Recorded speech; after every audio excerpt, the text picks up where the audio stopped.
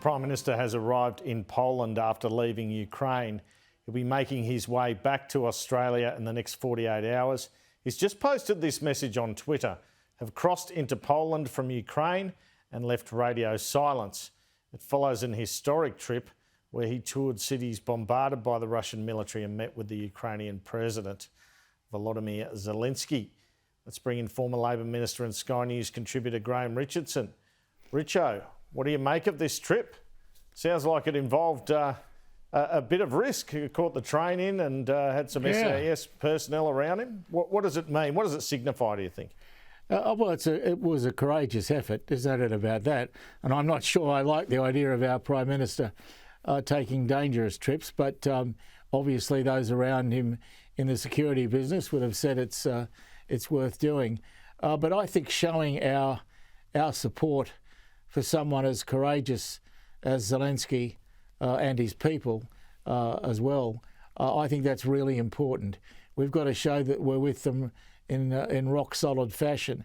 More importantly, we've got to show Putin that there is a problem for him if he's to bat on.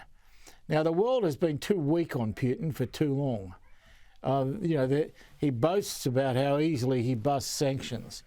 Well, we've got to plug all those gaps. We've got to make sanctions hurt, because the only way you're going to shift him is to get some shift in Russian opinion. At the moment, a lot of Russians think he's a hero because he's got that ironclad grip on the censorship in the country, and they can only read and hear and see what he allows them. And that's the thing that we are finding it hard to get around. He's even fairly successfully blocked the internet. This bloke's, if nothing else, a clever bugger, and he's someone that we really do need to put pressure on, much more. And so I think people think we've done a lot already. We need to do more. Now the difficulty is, of course, he holds the whip hand. He's got Europe's gas in his back pocket. Well, they've just got to start to find other ways to heat themselves and cool themselves and turn on the lights. They've got to find other methods of finding power, because relying on him, giving him the whip hand, is not a very smart thing for the long term, the short term, the medium term, or any other term. I wanted to ask you about Anthony Albanese's overseas travel schedule. I guess we saw Kevin's 747 when Rudd got into power.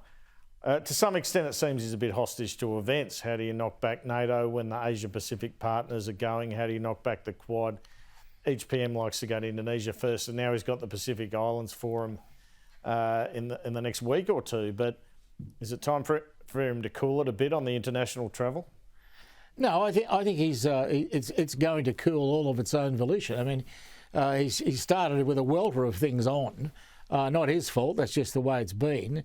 The places that he has to go as our leader. But that having been said, that will tend to just settle down over the course of the next few weeks, and then I think you'll find he'll be at home as much as he can. This bloke is not a 747 man. I think he's far happier if he's at home.